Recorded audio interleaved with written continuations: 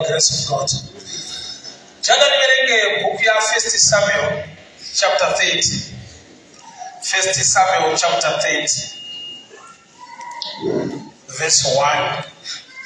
And it came to pass when David and his men came to Ziklag on the 30th day, that the Amalekites had invaded the south and Ziklag, smitten Ziklag and burnt it with fire. Verse 11. 1 Samuel 30, verse 11. They found an Egyptian in the field, and they brought him to David and gave him bread, and he did eat, and they gave him water, and they gave me a piece of cake, a cluster of raisins. When he had eaten, his spirit came again to him, for he had not eaten bread or drank any water for 3 days and 3 nights. And David said to him, "To whom do you belong?" And the young man said, "I'm an Egyptian, a servant of the Amalekite. My master left me 3 days ago when I fell sick. We made an invasion upon the Kerites, upon the coast that belonged to Judah, and upon the south of Caleb, and we burned Ziklag with fire." David said to him, "Bring me down to this company. And I swear to God that you will not kill me, and you will not bring me to my master." And when he had brought him down, he found that they were spread on earth, eating and drinking and dancing. And David smote them,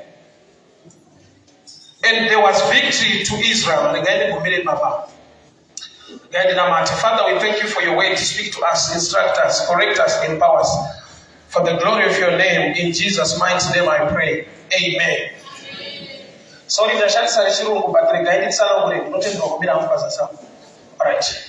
Yada Vega Pano in a Chapita, the Dams of Rakawira of Israel, Mazua, away to Kamilwa, Namamo David. After 3 days, I went to after 3 days, Dokushika Mushawacha. Chifuyo lana madzimai vapambwa nekuti Amalekite naizwa nawo. So David wakanamata kuna Mwari, inquired from the Lord. Mwari vakamutitevera mukunda. Ndokuti scripture tinoziva vazhinji kuti pursue, surely you will recover all. So David wakanamata kuna Mwari, he prayed. Mwari ndokubva vamuudza kuti tevera umukunda. Murwendo rwokutevera panapa verse 11 ndopanaverenga pachinzi izvo pakava nemumwe murume 3 days before he was left in that place mumunda in a field nekuda kwokuti anga arwara. Saka David anzi naMwari tevera unokunda, ari murwendo rwokutevera akasangana nemurume uyu. Murume uyu anga arwara asiwa nehama dzake. David ndokubva amupa chingwa nemvura nezvimwe zvekudya zvaakamupa. Murume ndokubva ava nesimba, he was revived. Ndokubva atanga kutaurwa naye naDavid akatsanangura kuti tisu vamwe vanhu vapisa musha yedu nehama dzangu dzikapamba zvinhu zvese vakaenda vandisiya nokuti ndarwara. David ndokubva ava nechichemo kuti can you lead me? Unogona nekuti tungamirira kuvanhu ava vatora zvinhu zvedu madzimai nezvipfuwo vakaenda.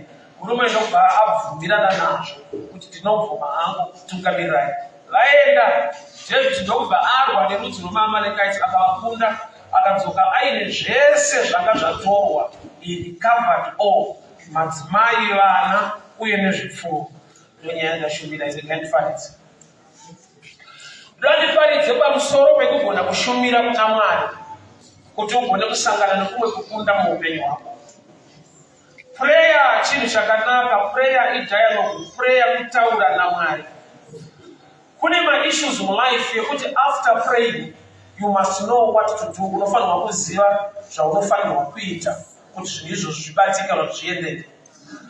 So kingdom yaMwari, umambo hwaMwari hune makey akawanda. Jesu unoti kuna Peter, I give you the keys of the kingdom. Kureva kuti pane madoo akawanda anoda kuvhurwa nemakey akasiyana siyana. Neimwe nguva kuna baba vakauya nemwana wavo kuna Jesu. Jesu akadzinga dambudziko remwana. Vadzidzi vakamubvunza kuti sei takakundikana pazvinhu. Vadzidzi kwete vanhu vekunze vaitevera Jesu vakakundikana.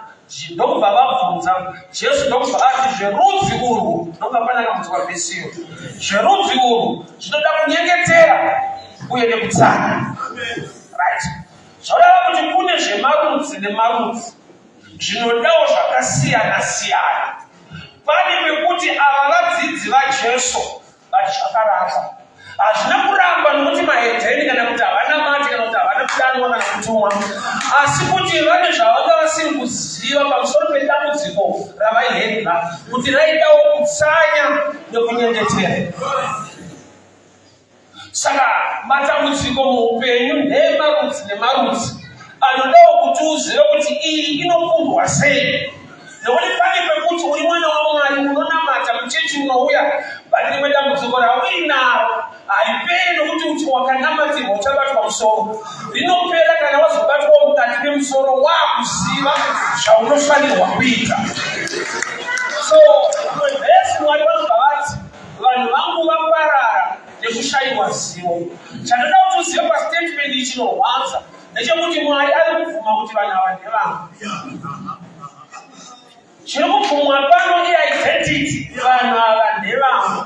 Chiri kuzobvumwa chinobhohwa kuparara kwavo. Vari vaMwari. Mwari achibvuma kuti timu nderangu vachida kuvara. Indaitarisira kuti Mwari ati kana vanhu vari vangu havakuvari ndiripo. Ndaitarisira kuti Mwari ati vanhu ava ndevangu havangoparara ndiripo ndichamiramira. Mwari kwakusvika kubvuma kuti ndevangu bati vanhu vanokuvarara. Ndokubva pataurwa chikonzero. Havasi kuparara nekuda kwedzimwe nyaya nekushayiwa zivo. Zvoreva kuti ukashayiwa zivo nyangwe uri wekwaMwari pane kumwe kuparara kunoitika. Kwete nekuti Mwari havakude havadi kumira panyaya dzako. Gamba pane zvaunofanirwa kuziva, waziva uita iwe uri waMwari.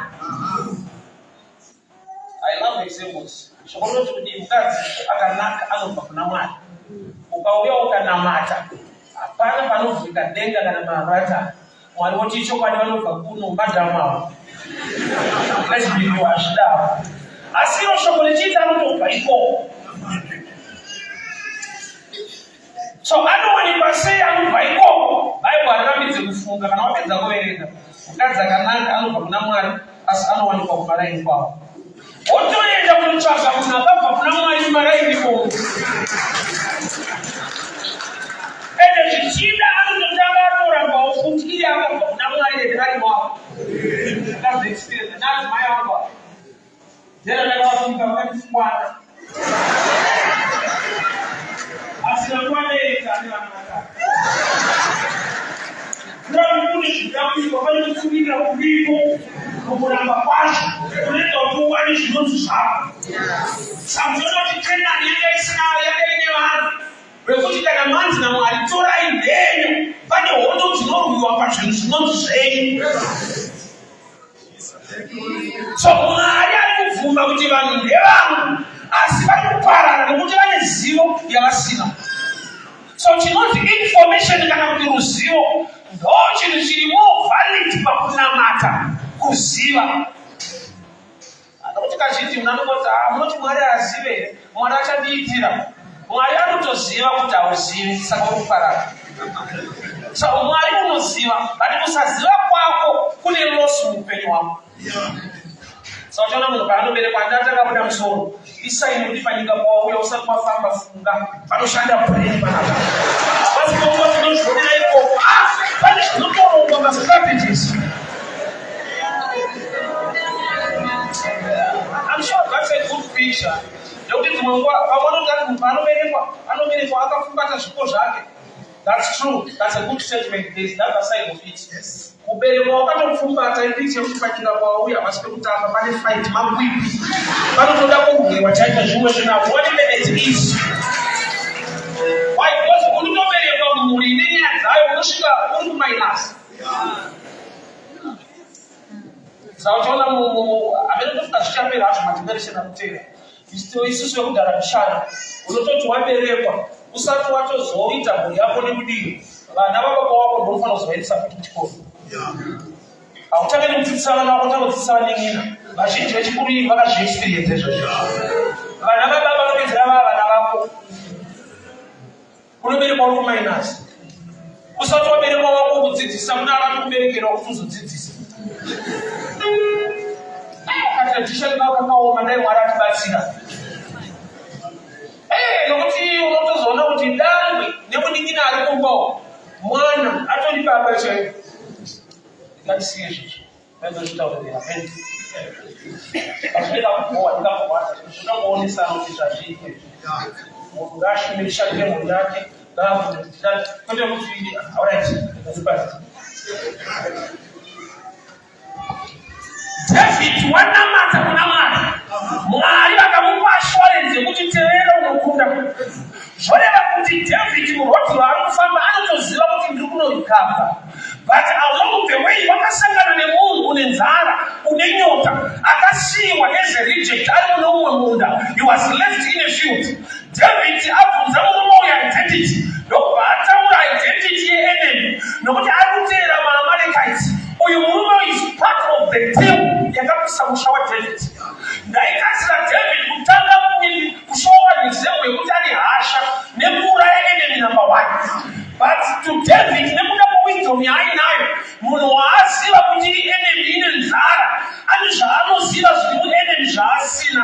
Akabva apa murume uchingwa ndokubva amupa mvura. Murume aine simba ndokubva abvunzwa kunzi mabva kupi munoendei. Vanhu vandiri kutsvaga vari kupi, kureva kuti Mwari havana kupa David direction.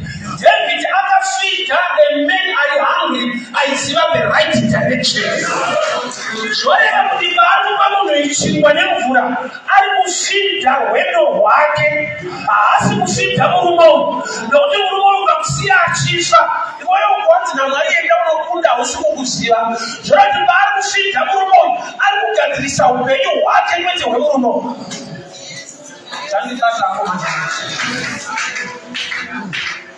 Dai David akanzezura akasingakunda. Why? Nokuti nhamo mumwe aite sei?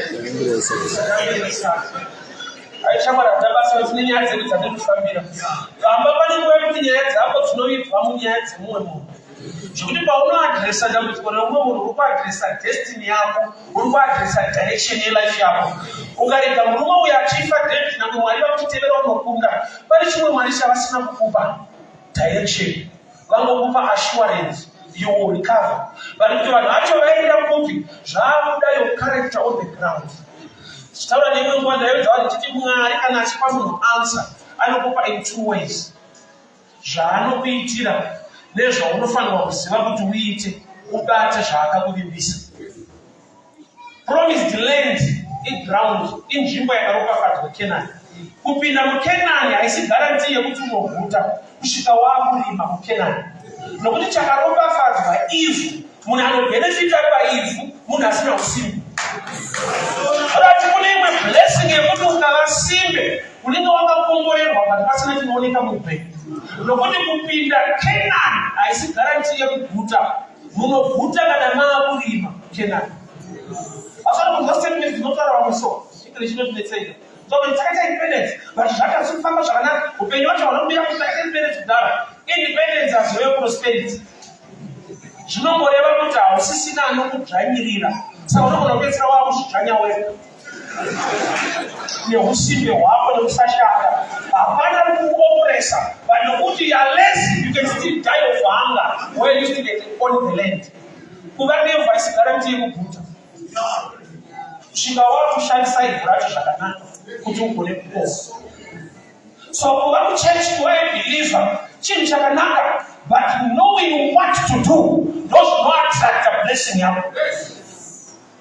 Nekuti dzimwe nguva zvikonzero zvinoita kuti vanhu vauye kuchechi zvakasiyana siyana. Mwari zvaakanzwa kuti inobatirana nevanhu zvakaomera, vanochemana, kuna akatoinga yekuchemweyo. Zvikonzero zvinosiyana. Zvikonzero zvinosiyana. Ini mazuva anoenda kuchechi ndiri mufana, nhasi kaenda kuchechi kunonamata Mwari. Baba vangu vari very strict. Vaiti pamwe pamuchechi sadza hudye, sandaipindira sadza iro. Vangu vakaoma hudye zvishua. Hadi mwana singaende kuchechi. Uchitokuzoka kupa manyovu kupaparidzwa nezvei. kwakugo saka rakapindirwa sadza chichi yakapindirwa sadza kune munhu vanotera kuti chichi yamadhamu inopindirwa madhamu iva chikonzero zvinosiyana kana riri boys unogona kupindirwa yekuti kune musikana aripo kuna umwe sister unotokonzera kuti vamwe brother vapinde pano ngatiziye zvikonzero hatiporofite bazarimo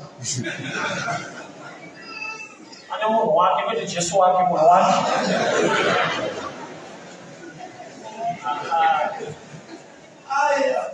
so David ane guarantee paanamata Mwari vamutevera pursue surely you overtake and recover all but direction yakavigwa pacharacter pakuziva zvekuita nekudhila neumwe munhu anenge enemy but ane information ane zvaanoziva murume ukamurega achifa gore rinopera uchitsvaga ukaunganzira muri unokunda hakusvikike nekuti kune vakawanirwa nyasha dzekuziva kwaunofanirwa kuenda but nyangwe ane direction yekuti David anoenda kupi ane problem ane nzara saka kazhinji pese patinofanirwa kushumira Mwari ukava nementality yekuti ndiri kubatsira unogona kupotsa kuziva kuti Mwari ndovarida kukubatsira nezvawakuita nokuti pawakupa uyu chekudya uyu kana aguta achakunza kwaenda mombe dzako so you cannot compare bread and cattle haugoni kukompea mhuri yako nepisi yechingwa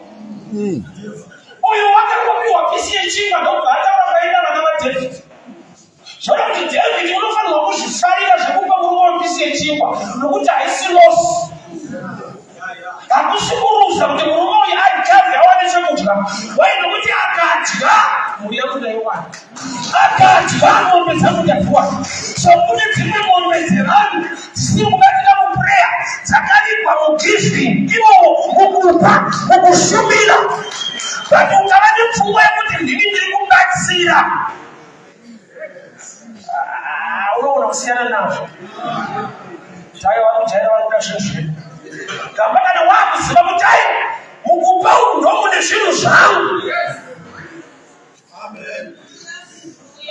vanonoka kukuudza unofanira kugara watoka nekuti une zvawakuziva kuti Mwari unenge wanipa guarantee in the spirit but kuti ichive tangible chibatike in the physical there is a role yanofanira kuplaya pane zvatinofanirwa kuita saka zvimwe zvacho zvakavigwa muzvinhu zvausingadi hama dzangu hapana chinogohwa chekupa enemy yako chingwa kupa enemy yako mvura yekuora kupa enemy yako chikafu wai nokuti kana atonzi enemy unofanirwa kutarisira zvakaipa chete kuti zviitike kwaari so enemy yemunhu wese hakusi kubuda kwemari hakusi kuwana mari ndozvinodiwa nemunhu wese kubuda kwayo okusingadiwa nemunhu let's face facts and let's be real paunoti Mwari ndikomborerei Mwari nditire zvakati Mwari nditire zvakati ndo zvatoda zvaanoda iye ndo zvinotoparidzwa kuti uite uconvince spiritual nokuti mentally physically ndo enemy yako kubuda kwemari enemy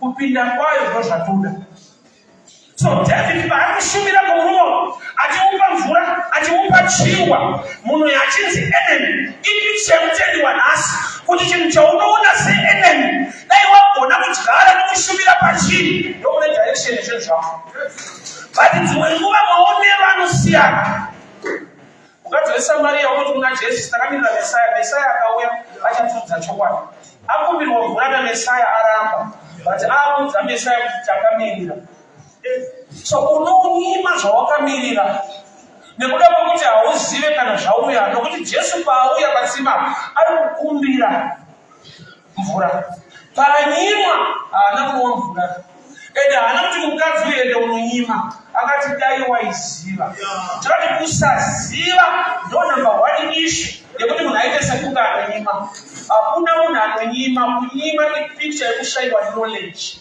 concerning zvida kuitwa ende kuti zvinobatsirei muupenyu wako munhu wese chakanaka anochida but kusaziva kuti chinouya sei unogona kupedzera wakufaita chakakunakira chacho ndiri kuchikoro ndaivenga ticha anorova bozi muri vafana maingoti tungorohwa usingazoiti kungoroherwei ozoti anorova stere chaari kutorovera ndechekuti be serious ramangwana rako rive rakanaka asingarove ndiye ari more dangerous ari kuti handikurowe but future ichakugadzirisa.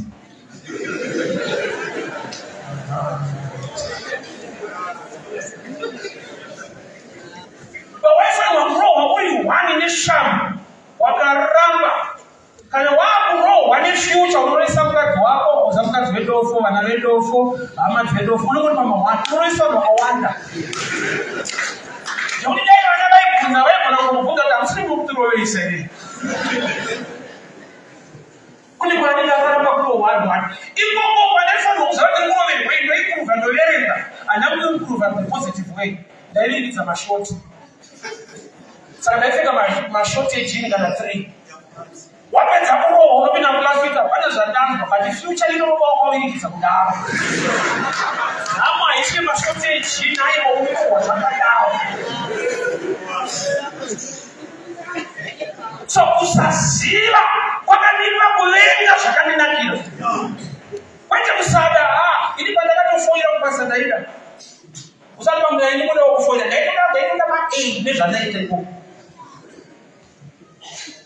but kuda is not enough. Kungoda kupasa is not enough. Unogona kuda zvoregera kuita saizvozvo wada une yaunotora discipline nededication. Chese chawada achigumire pachido ndodati Mwari mundikombere ndodati Mwari mundisimudzire wataura zvakanaka Mwari ndaivo vanotodawo asi kuzoziva zvinoitwa after choice yawameka ndopanenani wakaipa hana problem nekuti wanamatira zvihombe zvaunoda kuti Mwari aite Mwari wacho hana chaanokudikana kuita but zvaunozoudzwa kunzi chiita usangane nezvaunonamatira sometimes ndo enemy yako. Unobva kunyika wavharwa maraundi aunotamba ikoko amene maicreate madzabva wapirwa wouya kuchechi toparidza kuti Mwari anosimudza marume ubva muguruva Mwari atokupa pfuma unobudira unosunzwa kuti shuwa kwandauya ndokuti right kuti right but apedza kuparidza kudaro toti iro dzirapa shoma yasara unonzwa ngokupedziswa shoma yasara paicreate ngaichipindawo panosvika panokuta saka chechi nevanhu vepanzava ise usiku vanokuchinja language pamatorero vese vari kutora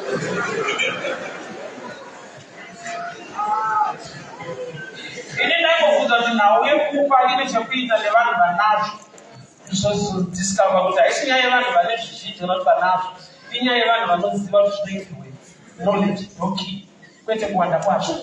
Why? Because haana paakati Mwari mukandipa mwana ndosiya pano pachechi penina handina kana mwana hwani waakasiya pachechi ende haana pana basa nechechi yacho asi anopinda ipapo haana napenina vaipinda semuchechi pachechi paitone need paine dambudziko penina haane nechechi vanoda kupinda ipapo haana ndiye akati Mwari mukandipa mwana ndosiya pano ari kuda hwani ari kumubira imba yaMwari ane 5 haana basa nemba yaMwari. So hakusi kuwanda kwazvo unopusha munhu kuita kuziva kuri mumunhu kuti nyangwe nepazvishoma paainapo anoziva kuti ndinofanirwa kuitira Mwari. Chii chakabata mwoyo wahana kuti agone kuitira Mwari pachechi muzvishoma zvake akaziva kuti ini napenina ndiri pakurume 1 ende zvinoita kuti ini ndirambwe ndidziwe zviripo nokuti handibereki but chakaita kuti ndirambe ndichidiwa ini ndisiri kubereka maini vachibereka inyaya yekuti handisi kudirwa ability yangu Mwari angoniwanira nyasha kuti ndingodiwa nyangwe ndinoita ndine zvinoita kuti ndirambuke. Saka paari kuti Mwari mukandipa mwana ndosiya pano ari kuti haasi mwana agara achindichengetera imba yacho ndimi. Saka kana ini muchindichengetera imba yenyu imba ndigone kuifuratira nokuti makatarisa utera hwangu kusabereka kwangu but hamuna kukonzera divorce ndikaramba ndichidiwa zvakadaro. Saka kana Mwari muri makaita kuti ndidiwe neniwo ndinokudai.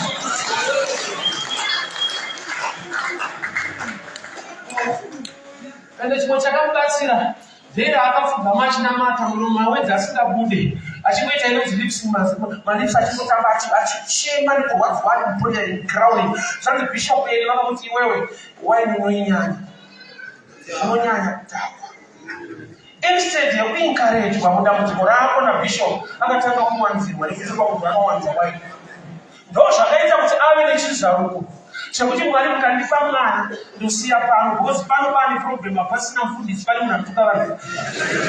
Anofanirwa kundifundisa nokundikurudzira amunotichinyirawo. Saka Mwari mukandipa mwana ndaona replacement yaBishop.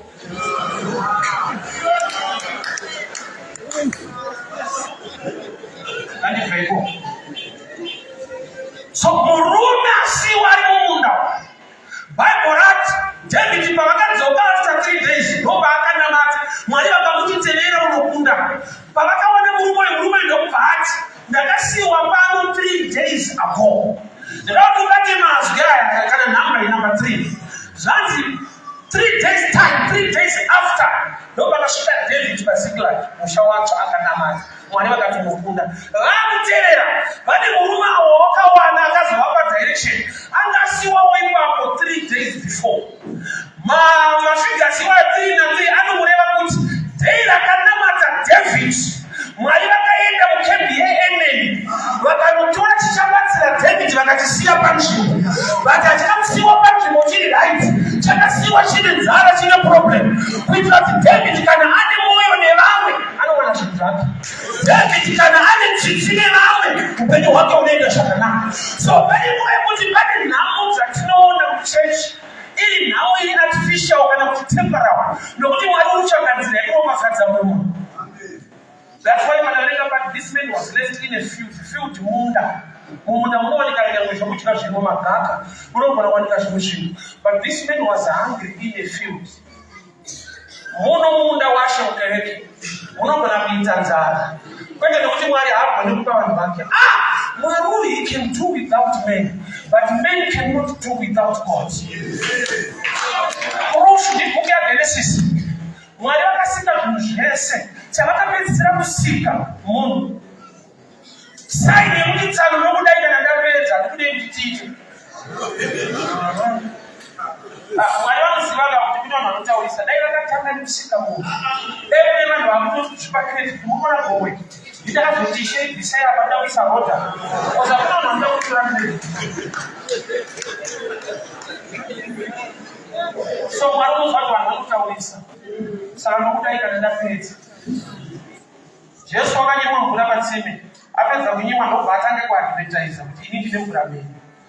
Mvura tanokuzoita zviri 2, nyota nemvura. But ukaona akundiletsa newe kunyaya yenyota, isaini yekuti ndione nyota yakakura muupenyu hwako yaanoda kugadzirisa.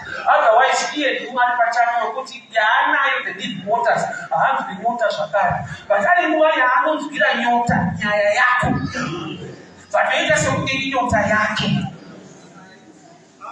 Pane nguva yekuti muprofita Elijah waigara kuBhama achipiwa chingwa nemakunguo uye achipiwa nyama. Chandinoziva makunguo haabheke chingwa, makunguo haabheke nyama. Kune kwazvaipa location. So Mwari pavakati muprofita gara kuBhama zvoti location hakuna vanhu.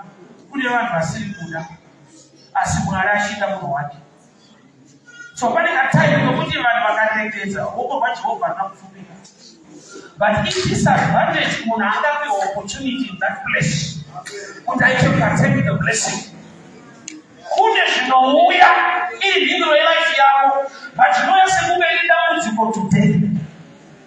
Andinozva kuti president vachitorowo kuchikoro vachiri mukomana vasati vapresident aitova munhu wokuti aitotambawo nevamwe aitopfimba wasikana kuchikoro. Kutovana mugobho akatoramba president. Zvakuti kana vari mugobho vakazobudza iri nyaya kuti ukonawo president ndakararamba unokuite kuti mugobho mune shave idara stand of president. But mazuva acho akasiri president was a student. But ane potential yekuenda kuState House. Saka pamwe pacho Mwari vanondika zvinokosha mudziyo wedu kuitira kuti vasina meso mweya vanoramba. Usanudze kuna vasikana vese vaipinda. Kune vaiti kuti haiwa haiti ausirias. Kune vaitoramba. Zvekuti vakaona paTV vachidza zvikuru kuona. Akari munhu wangu kona. Azvinoti agongomatanga. Zvinenge zvisizvo zvinoita.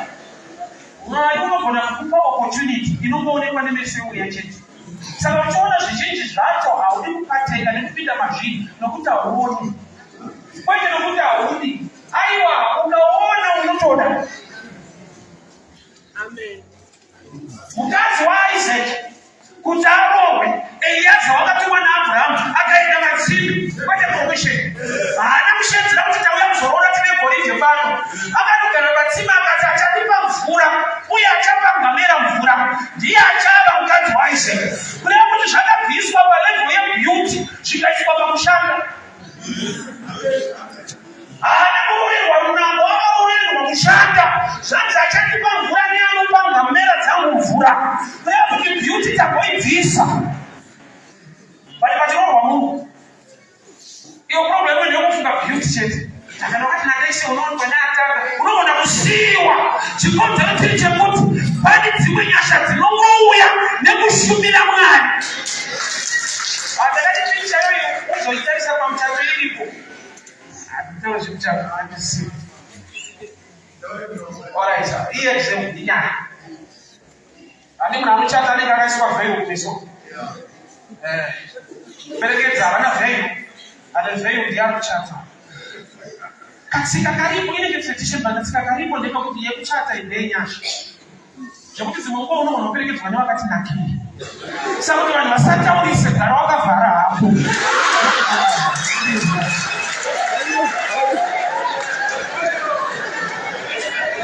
Why? Because kana wakabvisa veil vanhu vane vachipombera. Ndikakuperekedza vanhu ndokasiya. Saka uperekedzwa nevakati nakiri. Kuti ubate shombi yezvenyasha. Paanozoti mechise veil vauzira veil. Wakati kuti inyasha shombi.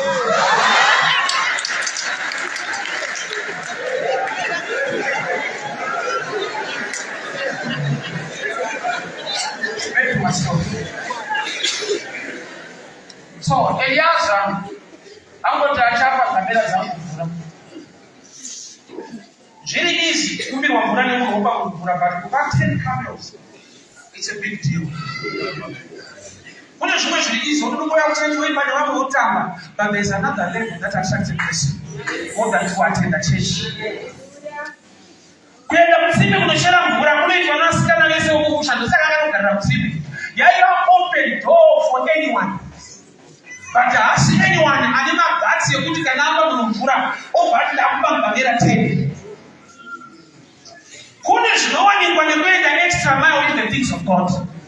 Saka Bible richiti deep calleth unto deep. Kune zvinowanikwa nekuenda chimwe chinhambo. Bvunza Ruth vhangeri raakaparidzirwa naOpa rakafanana. Dzokerai mumadzibaba enyu mumakwenyu munororwa ikomo. Iye ndobva ataiwa ndinoenda neni. Taseparata Ruth naOpa. Mumwe kunzwa kuda kuti amai handikusiye ndinofamba tese. But mwana yazoondera paridzwa asire kunyepa. Nokuti rarapadzira kuti handikone kuberekerai murume anokurorai. Ende uchiudzwa nemunhu achembera unozona ndojeini message. Asi kuti vanzira. But mumwe pameseji inodzora mumwe kumba. Mumwe akapinopfurira mberi. Ane zvimwe zvaari kuona nezvaakazwa nezvaakaziva. Faith comes by hearing and hearing the word of God. Chii chaakazwa? Akaziva kuti paIsraeri haisi nyaya yekuti unongororwa nemwana aberekwa nawe wako chete. Kune tsika yenhaka iriko. Saka uyu kana akatadza kundiberekera, but handishayi tsika iripo futi ko rakaberekwa kudhara. Saka unoona kuti asvika ikomo akanororwa naBhoazi. Bhoazi haasi mwana waRuth. Bhoazi ndewe ukama nairibereka. Zvava kuti uyu ane information yaanga inayo. Kuti ukangonororwa neHana akangofa kune tsika yenhaka, chibamudinda hachizoshayika. So chakamupusha kuenda information kwete kuti zvataurwa haana kunzwa. Akanzwa zviri dhipa kudarika zvataurwa. Uzakakura unopedzisira wakunzwa chisina kutaurwa kana pataurwa chinhu. I'll give you an example. Kana wakura pane pekuti pakataurwa chinhu chisina kutaurwa ndochataurwa. Ndokosha kutarara kuchicheka kushambeni kuletwa magadeni. Saka taikuti nakusenzesa kumbo era rakapika imomo. Boys roda kusaidira moto mafuta rubaiti tita lambo rara vaibva vauya woti zvamuri ogozo chikanyama. Zvazvinoreva musadya nyama. Zvarehwa zvamuri ogozo. Ukanzwa zvavataura kuti ukapanda peusiku kuti zvatirisi. Tanzitozodya. Zvona kuti akura bedzi ndiye akunzwa kuti aiwa zvisina kutaurwa ndozvavari kutaura. Inabva wedzi vari kuti musadye nyama. But vanozvitaura sei? Vanoti zvamurimi. Unakula ndiano mso kwa pale unabizwa kuna. Asifanye ne ba mfumiri wa Mungu. Asana mtu wako kumbana Mungu, obati mwadawe niwe. Au fara utaisifi. Uzalipala mtu kwa Mungu. Asa uti mtu kama mtu mwari awemewe. Ndio wandita mwari awemewe. Iwo ngozi washokurewa kuti mwari gasi awemewe. Sasa usina sifanye. Inside immaturity. Isi seremwe inzerezemwe. So Uruma akasiwa paronda is a dying man asiwa in the field 3 days ago. So 3 days akasiwa. No 3 days David akanamata mwana wakakuzwa. Kurati mwari unogona kuisa Mungu panchimbo. Mwari unogona kuisa inenge burden panchimbo. So that when you partake the blessing, nekushumira nekushandira zviripo unosangana nezviri missing life mount. And I think it's alright. Matthew 6 verse 6. Inoti iyo. Kana maa kunyengetera pindai pakavanda. Muvareto. Mwari anoona zvamunoita uchakoroka fadzai. Kwete anonzwa, anoona. Kana une Bible unokuvhura quick. Matthew 6 verse 6. When you pray, get into a closet. Close the door. The God who sees, not who hears. Teaching them kutaura prayer.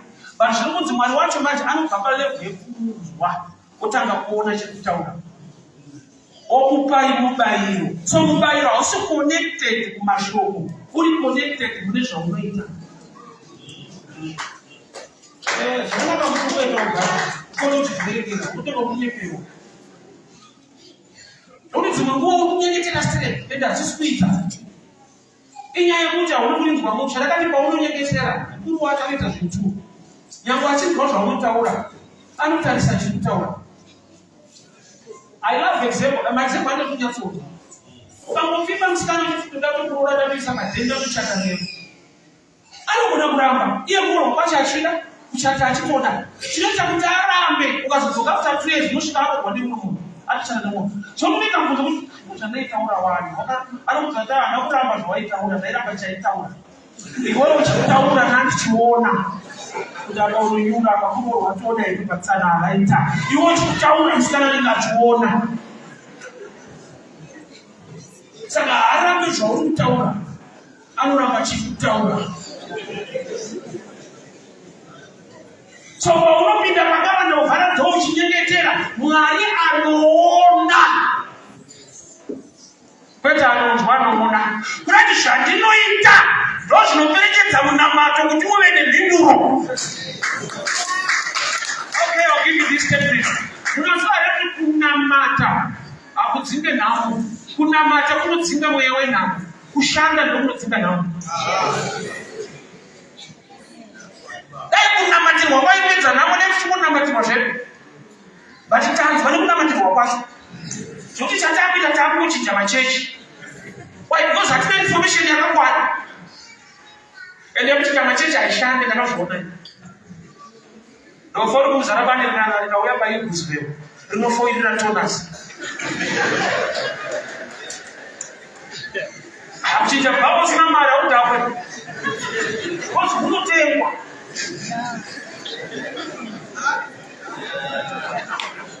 So kunamata kunodzinga mweya wenhamo, timonere nhamo. Asi kushanda ndokunobvisa nhamo yacho. Nokuti Mwari anoti ndicharopafadza kubata kwemaoko. Mapisarema 126 verse 5. Inoti vanodyara nemisodzi, those who plant in tears, not those who plant tears. Misodzi haisi guarantee yekuti Mwari vachakuitira zvinhu kuti wachema. So pane mweya zvinhu zvikuchemedza nekurwadza. But kunobva answer hakusi pamisodzi. I'll give you an example. Munhu arikutongwa mhosva yerepi mukoti. Majistrate akati baba siungaitaura kuti makarepa mwanawo. Ndaraubva atanga kuchema chizvimera pasi. Majistrate ati vabereki mazviona aiwa mudhara achema aiwa ngaenda achema. Apa painoita nzitende kumba. Panowa evidence. Zvinonzi baba kana mapedza kuchema toda humo. Court inoshanda neevidence kwete my-emotions. The same with the throne of heaven. Kana Mwari achida kushanda neomba nezvimwe zvinhu, misodzi is not enough. Vana veIsraeri vakachema vari pasi pekuuranda muEgypt. Chinhu chakaitwa naMwari. Minana yese yaitwa Farao mamwoyo. Vakaparidzwa vhangeri kuvana veIsraeri naMozisi kuti urayai makwai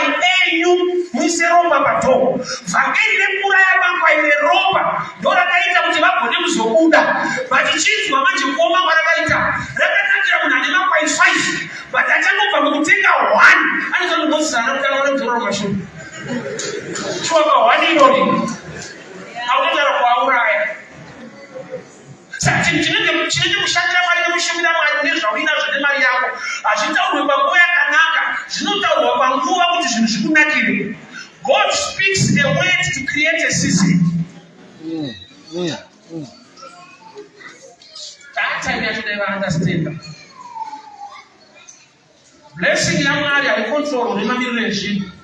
Inoflowa maringe mamiriro emunhu ari muzvinhu zvacho. Mwari haasi kumirira kuti utange wahura mayesu kuti akukomborera. Channel yeblessing yake iri more than basa paunoshanda. Inokontrola nekubata kwemaoko kwemunhu. Murume anonzi Noa paanzi vakaaka akavaka areka, mvura yakazouya after apedza kuvaka. Zvoreva kuti Mwari havatumire mvura usati wapedza kuvaka. Saka ava nekaleni nekuti musi uchanaya mvura ndeupi, haasi Mwari. Noa kuti anopedza rini kuvaka ake. Zvokuti akaregera kuvaka ichanaya. Akaita 2 weeks inonaya after 2 weeks. Akaita inonaya after akaregera mvura hakuna. Saka pamwe pacho hausi kumirira Mwari, wakamisa Mwari. Nokuti Mwari vakatoimisa kukukomborera. Saka wasvika pamweni wakati pano kunyepera. Those who wait upon the Lord. Pamwe pacho you're not waiting upon the Lord, you're wasting time in the Lord. Woti Mwari wakanaka nguva dzese ndiye wazoro nhasi namangwana. Haana season netime yaanokucha kukomborera kana ikonomi yadai, ndichakukomborera kana zvino yadai. Anokontrola season yeblessing yake munhu. Kwete Mwari. Nokuti akanaka nguva dzese, akatendeka nguva dzese. Ane rudo netsitsi neupenyu hwako, but anokontrola season netime munhu ari muproblem. Munhu ari muproblem. Mamanzi emwana akakwana kuti mwana abude, anoudzwa wacho munhu mukuru kuti push, kwete mwana. Kwete mwana wokuti zvako zvibatika wakakwana, but hazvinoita nokuti mwana wakwana. 9 months dzikakwana mwana habude, anoburitswa. Saka anoudzwa kuti push, hasi mwana. Dai yaishanda nemwana chete kwainoti nanakamu. Kana kuti dzanombomira ishasha ngaipushe. Munana wako blessing ya mwani ni mwana ile ni ndugu ukatakura, but there is a time to push. Kana season ya bana mungu asungwe bila mwani, apusha binti kama shii upeni wake.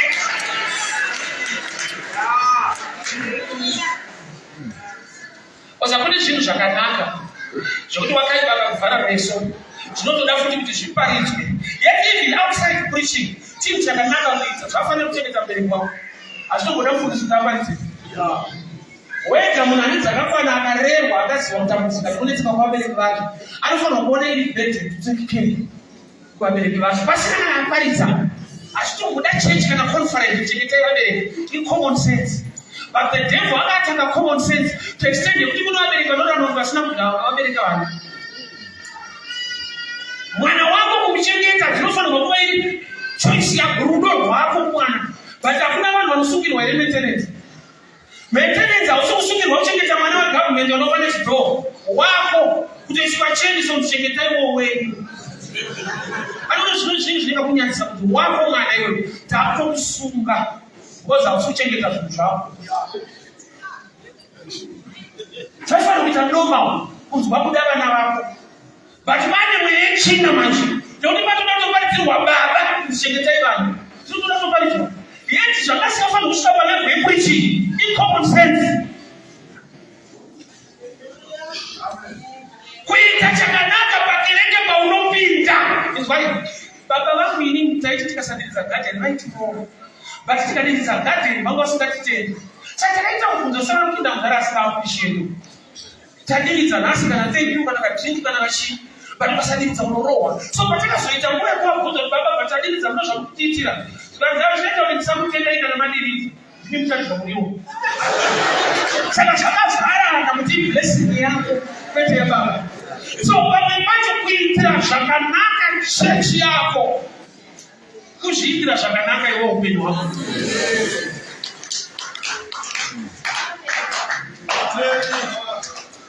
Baba mwana kangu ndakasiya zvese titengomani ndinokuona zvakaipa zvese ndakasiya kana zvikukomborerwa akukomborerwa kuti wakasiya zvakaipa.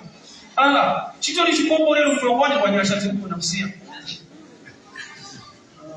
Nokuti ukaba kuna ngiro zinosungwa kunosungwa iwewe. Saka shoko rikakusaka ukakoterera wapinda, itori blessing pachayo kuti hauchasungwa nokuti utera shoko raMwari. Saka uri kumwe kukomborerwa, nokuti kutokomborerwa kuti hausi kujeri nokuti haube wakati shoko raMwari. Ukanga usungwe ndirozi. Kana kuti nani akati wane mweya yechina, mejasita nokuti aiwa iwe ndowapenda kujeri mozotaura nemweya wako kuti izva udaro. Hakuna akati the work of the devil akachenda kuba. Na Satan wako unozona matambeni. There was a man along the path. A man who was hungry and thirsty. Alipata mu direction ya kulita baba. So bali pamwe bali mwali afunga kuomba kwanza walitonchimo. Bali itasemunge baitenda kuchiko. Rabya kuti ni wewe sa Israeli. Uko ni kushumira palini. Na kuti kokana la shumirwa mwali anyarani. Kana shulodiwa na mwali makereke waita. Mukutendeka kwake anyarani. Kuna jebuti waita ishoso. Hivi usina kuna makila chimwe chini. Ameno kana bana nungu na business. Kuti there are things kuna zvinhu zvinoitwa naMwari muupenyu wako zvasinobva wanamatira. Zvawaishuwira zvawaifunga nekuimagina. Dai upenyu hwadai. Mwari vakazviita usina kuenda kuprayera. Inyaya yekuti kune zvaunoita zvinonodenda Mwari kuti vaite zvinhu. Nokuti munhu habvite Mwari pakutendeka. The Shunammite woman haana kukumbira kuti munhu waMwari noda mwana. Paakati gore ndouya nenguva ino ichava nemwana. Akati musanyepera muranda wenyu. Haana kuti aizivi. Haana kuti thank you. Akati musanyepera. Bhaibheri rinoti gore ndouya nenguva yacho ndokubva ava nemwana. Kureva kuti action speaks louder than words. Nyangwe pamashoko akati musanyepera. Chakaita kuti ave nemwana anga ashumira munhu waMwari Elisha. Zvoti kushumira kwako ivoice kudarika voice rako. Sasa mungu unizika kuti ngasi prayerful in the same, but it doesn't have to chiendeka. Kia iendeka kwa jina is prayer based. To know what to do. And imagine chini chocho chini the enemy. Achiniwe ni Mungu. Chiniwe ni Mungu hakusiba Mwari. Unataka kudogo mtoto, wanapaliza au pati mtoto mmoja Shokani kwa chinowa pati pa. Wanazibata hizi. Oh. Yet chini kwa wapi? Pese kwa uno resistor. Bali mweshoko uchika mchila hivi. So what you get is your no problem now. And I'll explain, I'll give you an example. Samson, I'm calling him Uriah Philistine. But no good you why you own. No vaona msichana ngananga kwa Philistine. No kukangana mujitela ya Philistine. No vaona wa Philistine wese akabata chimuchi Philistine. Icho chasina kuroba. Ngocha kapoza kusokona sisi. Ule mangera unodanira usingani, maromira usingani, nochayiona unotonda manje. Arona unayo, arasitereka ndakata kana mbaro kushinda una doctor. Kuzo doctor kuti mumapema Jackson. Kana teka chikayo 5 pazuwa. Iya uno what farmer Jackson doctor but choice rema kwanza abayayi. Kurati kubayemo kukuramba. Bali kuramba kwacho kunowaza. There are times you want to you want to resist, you want to get in pain. No matter you have gained here. It's special subject here. The devil is not worried in any kind of gospel. Are you worried in a practical gospel? Why? Because you don't see what you can just not tell them. Why are you? But you got tell them I don't know. But you can just not tell them I just need a chocolate. Atingafana na zvatingaita asi takafana na kuti tine zvatinofanirwa kuita. Maringe kuwana, maringe mashandiro nemararamiro atingaite zvakafanana asi takangofanana kuti tine zvatinofanirwa kuita. At your level, indakarerwa kuzava chanabereki vangu vainoudza kuti kunoshandwa unoshandwa saka bereki wako unakuona kuchechi kuti maprojects akati iwe hauna mari yawakuleta ushande but Mwari anonamata zvichida nemari yako nemoyo wako uye nesimba rako. Simba unaro kusarekera chechi chino haya caretaker pauritoripo. Saka taishanda pachechi. Ndokushumira kwandaita Mwari ziya rangu pakereke. Parisapozi kuitwa mari kuti pane munhu akuzorozeka ngokuzvoita miti. Chechi daiti mari iyo ndini mari yacho, simba racho riripo. Mwari unotokudawo hatina mari, but ndichamushumbira nesimba rangu. So hakuna munhu ane excuse nekuti handiite because akazodai. At your level, you have a role to play. And Mwari chaakanakira manje, unonzvera mwoyo. Mwari chaakanakira haavereki amauti, anovereka mwoyo wemunhu kuti une pfungwa yakanaka iri pamusoro pezvakuita mumba yaMwari. Chinhu chawakanamatira wakachema kuti Mwari itai chiri hanging in spirit. Why God chinopfuura chinhu ichocho kuti chibatike muupenyu hwako ruoko rwako. Ndokunga tese tinomboona kana kuti takamboona wrestling. Wrestling kana muchirwi vanoti madoubles. Une right yekuti munhu wangu apinde, but une zvaunofanirwa kuita muroho kwako. Unoswedera kune mumwe wako, obva akuroora. Uko uita sei uri kurohwa. Kuti kurohwa kupere, unorohwa newako. Saka wako haarwadzi. Ndokuti unoziva kuti karori kaandiita ndazorora. So ukaziva shoko raMwari kurwadza kwaro, kuona kuzorora kwako. Matthew 11:28. Unaifaniri makaneta makaremerwa chakupa izororo. Ndakati ndovhese kana kuchechi kuzaya. Vanhu vanoda kuzorora. Vanhu vaneta. Saka problem ndeyekuti takaereka vhesi iyo tikagumira ipapo tikazara kuchechi. Dai vakazoerengwa vhesi 29. 29 inoti kuti takurai joki rangu. Inauda kuzotura. Aiwa tikufire pakutura, uchikopedza kutura wakuchita chekutakura. Takurai joki rangu nokuti rakareruka. Zvati kureruka kwezvinhu zvako muimba yaMwari kuziva zvekutakura. Kwete kutaura, kutakura.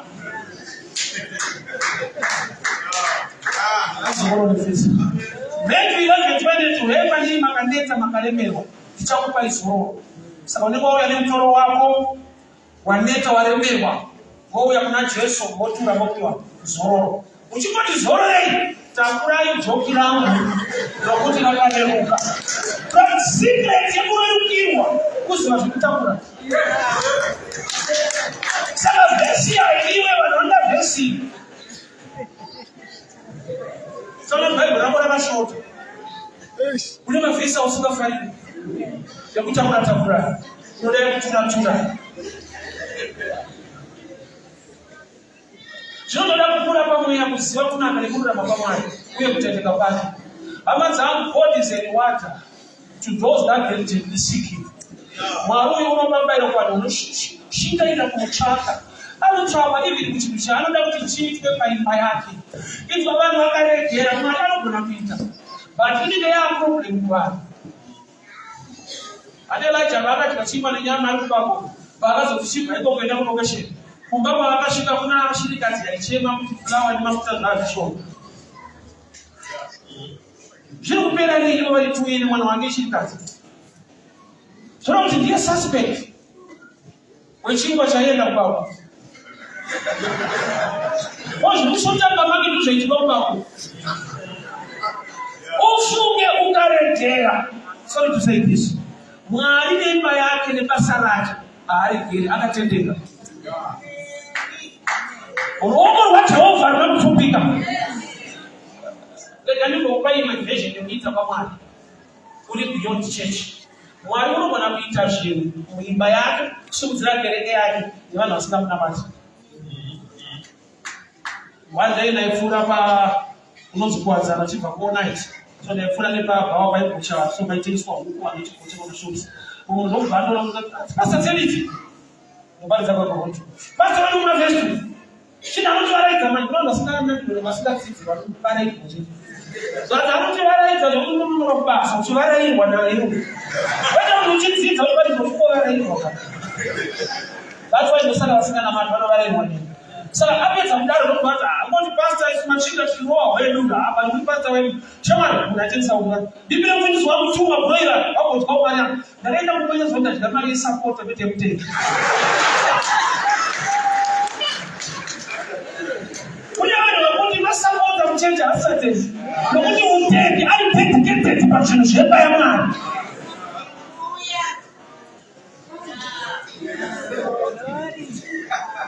A believer munhu ari dedicated muzvinhu zvaMwari unotsvaka kuti panofanira kuitwei. Hongu handigoni but todii. Kwenda kusapota uri kunzawo chitienderi kwedu kunoimbwa mwana wapfuwiri pakuda kutsvakawo kuti ndoitei imba yacho. Une blessing neanswer isingauye mumawords inouya muaction. But action yacho kazhinji ienemy yako. Because wakaudzwa Mwari anokukomborera, hauna kuudzwa Mwari waunoitira zvinhu nyangwe achikomborera. Abraham wafadha ufaith akanangoya panotaura. Ndakapedza 5 gig the problem station. Inotomiswa ndimire. Andakabva mwachita madzangu andina mazhinji isori kuti mazhinji. Ndoda kubata kuti church needs way. Chinhu chinenge enemy. Dai Mwari akupamisa uya. Haisi enemy. Nobody breakthrough. Panoda kusvitwa. Munhu ari mumunda. Imba yaJehovha muno mumunda mashi. Nekuti pane imwe nhamo irimo yaunotoudzwa kuti data zvakadaita zvakati kuti unobvasa vanhu ava vanoda kunetsa. Ende vanobvunza vanhu vari panze vasinganamate Mwari, vasingazivi Mwari waunamata, vanokupa advice. Instead yekuudza zvakanaka vanokanzura blessing yako. Because havazivi Mwari waunamata. That's why Abraham asina kuudza adzimai vake chokwadi chekuti ndikugonocheka mwana. Sarai anoda ndeyekuti muchava nemwana gore rinouya. Yaasingane ndeyekuti kana wani mwana wacho tipe tonocheka paguma. Dai Abraham akadaro aiudzwa mashoko chaiwo mashingo. Dzinda wakupinga neche chinaiti manzi uleba unoiziva here. Kuda kudini mwana. Kana kutotipa mwana kugara watiza kugara wabva asina kukwana nekosi. Saka akati nemwana tichadzoka pane vatiri kuenda. Ndokubva vaita futi mazuva matatu. Vakunopira pamusoro pegomo. Varanda vavakaenda nawo vakasara futi muzasuku. Varanda vakaudzwa kuti ndine mwana tangu noshipa mwana kwete kunocheka mwana. Vaigona kubatsira mwana kugara asina kukwana. Havana kuudzwa nekunocheka rese vakasiyiwa futi. Kurati pakunamata kune malevels evanhu. Kuno kuti ndikataurwa sovanonzwa kuchekwa kwemwana havati kugwana rasha. Vanotopidza pagomo mwana ndokubva abvunza baba chibayiro chiripi? Abraham haana kuti chiri kutaura ndicho. Waibvonza aitiza. Yogakwidze gomo rekunochekwa uneshuwa. Abraham nokati Mwari vachatipa gwayana. Ndizvo here zvakazoitika but zvakaitika sei? Pakaitika zvinonge zvataurirwa Isaac zvokusungwa kwake nekuiswa paatari. Answer yakafadza Isaac kuti gwayana rakaonekwa. Process yaichevedza Isaac. So tinokufadza dzimwe nguva chine process inokuchenedza. Hakuna asikade upenyu hwakanaka, hakuna asikade promotion, asikade kuva manager kana kuva mukuru kubasa. But nyaya yacho yakatangira inotangira pachikoro kana pachido. Vakava serious vachiverenga iwe uchitamba. Mama upenyu hautambe kwese. Kana wakatamba kuchikoro kubasa ndimune makushandiswa steering nesimba. Ndimana work hard kwete work head. Ana work head vari muoffice palaptop you work hard uri workshop ziyani kubuda. Awisi rafu vanotitsana mutambe kwese. Makatamba kugara chishanda iwo vakaita serious vagozororawo. Life ine mafezi.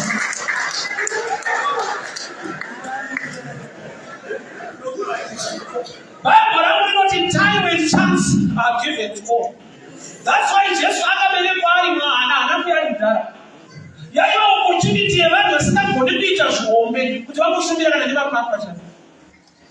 Vasingagoni kuzomupa bhiza rekuti asvatenda Jerusarema vamupawo iri pamwe. Yaiva opportunity kumunhu wese saka akatouya ari kachechi.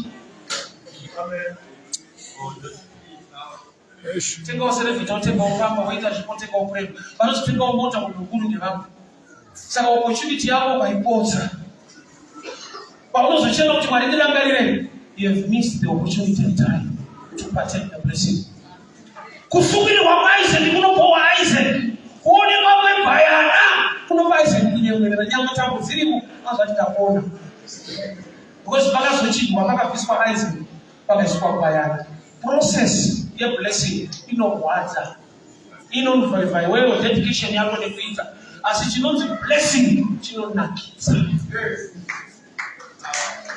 Ukati hakucheche unotiomesera dzokera uone kunyika kuri wese kunodiwa ropa remwana wako kubudirire uko manje akatanga mfuraya na amani kunzo wauya kuna Jesu akatokusvira otsika kuita zvinhu zvidiki kunzo akuitwe zvidiki unotonzi uya unasirire mombe iwo wantu vanoshaya muriwo vanhu vanonasirira mudzi sati vanoita nebhifinga, vanhu vanonasirira huku havana kunoita nenyama, vanoita nenhamo, but vakuziva kuti ndamuzi hangu nyama nhamo ipere kunzoko kune zviripo kuratidza kuti abatu vavanongomudira vasinganamati iro kukiseche wakaita unoti havana mate because havana mate newe, havana mate mwari wako unamata, vane manamatiro avo nezvimwari zvavo nezvavanoita ivo vanoita private. Havana kana zvavanoita havana mate patanotobudirira kusaidi kukunonamatwa usiku private. Kune giving iripo yekuti ukatozoindwa unotora kucheti uchimhanya unotodiwa dhora unotodiwa iri mombe chani. Saka Jesu atitamura ijoku rangu rakareruka kozi kunzoko kune majoka anorema.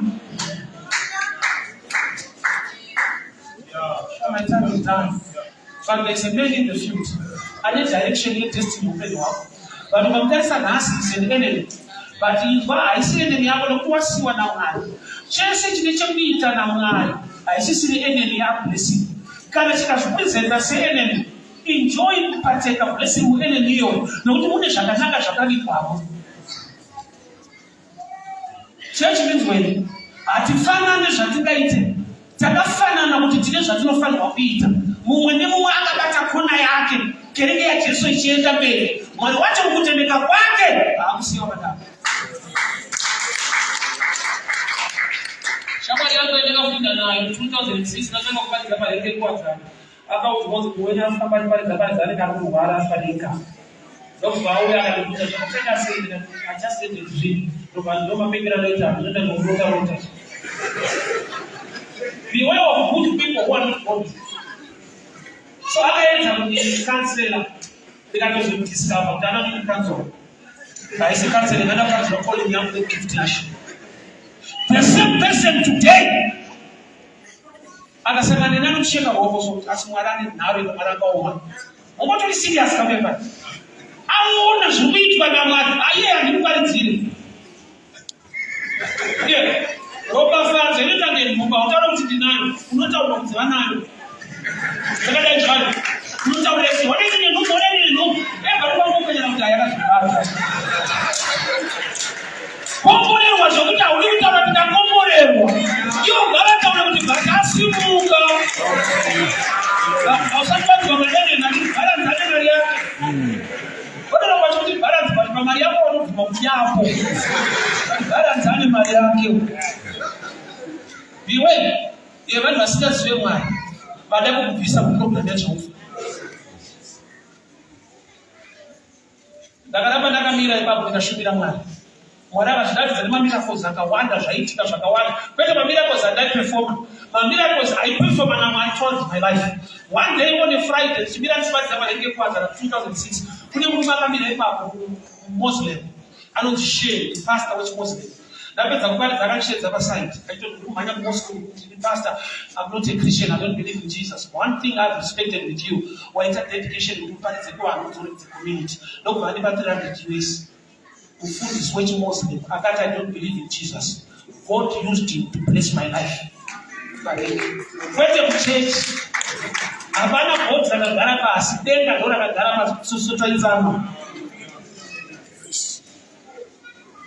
From then that Mwari unoita muarea inopohwa inorwadza nekuti vamwe vavo vanenge vachikunyarira vachi kuti vari kuita sei.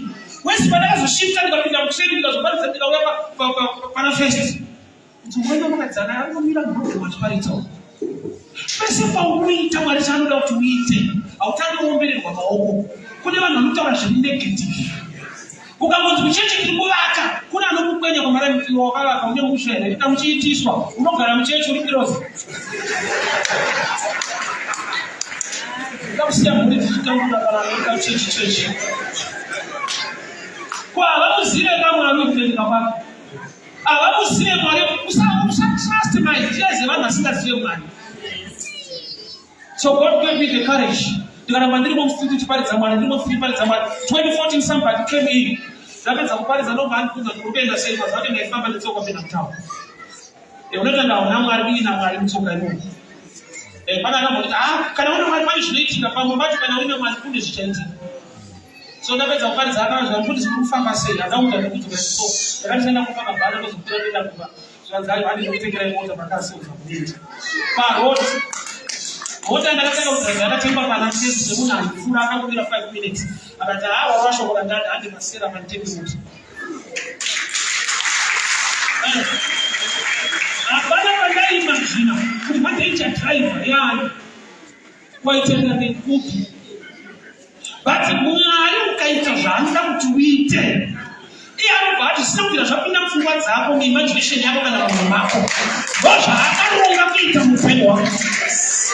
I was shocked pakueepa ndakuseka kuti mota haitengwe zveikudaro mota unotenga madomasi ngati pasera vatenge mota ndakamubvunza katiri mati ndamukasi ndokwanisarudza kumhanya zvatangonokuedzera uzaunozwa kune rutsira munhu ane mari kudhara ndakatora idiki ndakatozvidemba aida kutora chero imo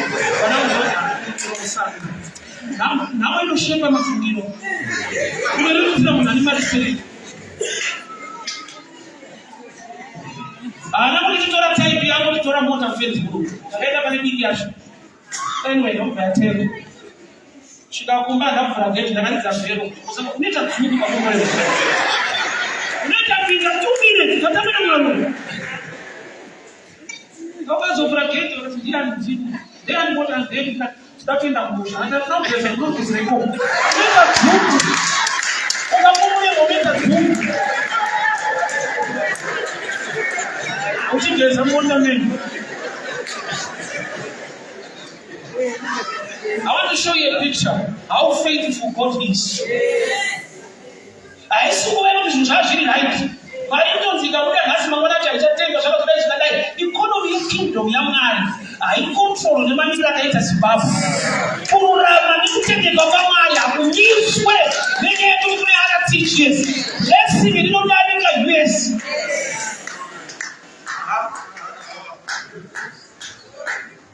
Last year somebody phoned me and I wanted to find the Facebook group. I said, "They only can get a Israel. Who know that you get a Israel? It's not actually nice."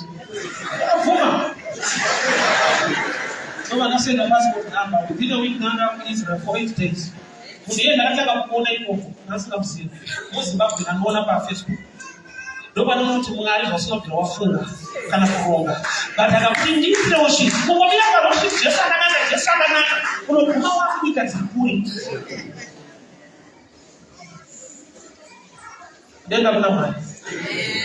Sometimes I love to share my testimony because one of the things is another testimony.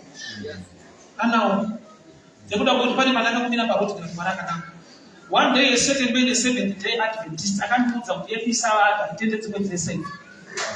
I see them to watch Paris. Someone is a food out in detail.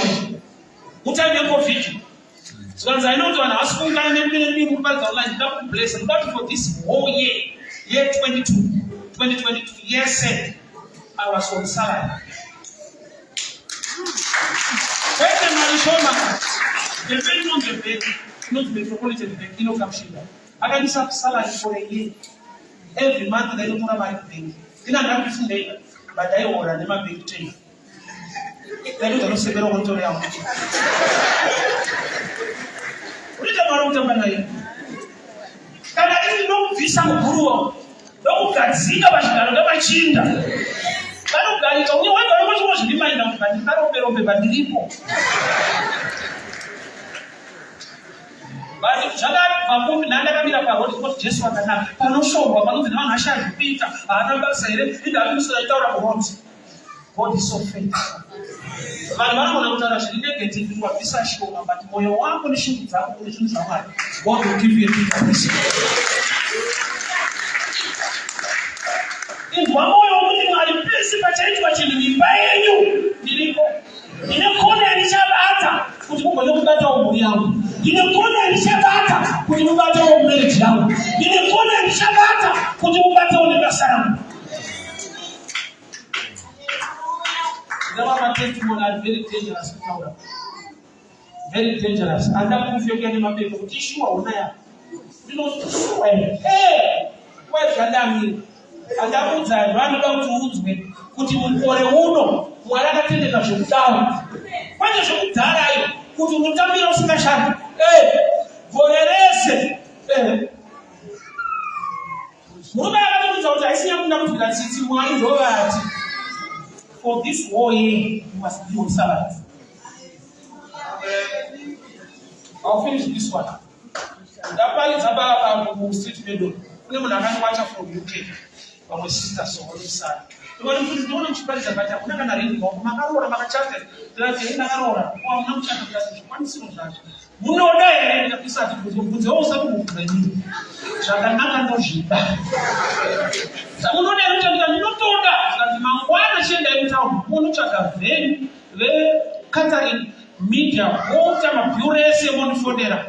Pagano no one must see the man. By 10:30, another person is situation. Hey, you show ground, Catherine TV one, but I'm 10:40. Nobody will be 2 hours. In 2 hours' time, Maria said, I saw Western Union. But then I look at what I'm saying. In the Canadian church, you look at where I want to have a conversation. 2 weeks, that was Lisa, I'm not going to but I'm not going to matter of how sure that you are not going to do. I don't know this.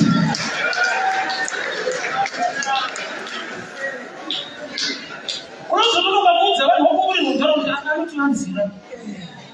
This one, I'm someone of a cat. Go ahead, somebody that I can't put you on Sunday.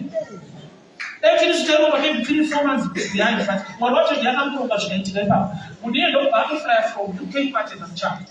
Would you pay? Don't allow the head chat. Chat was better than that for therapy. I would have never wrote out to go chat is 30 seconds. And then I still got a course. I don't know when I shut in the shams. That is that. That is that. Very essential. The amount of extra lesson. My country.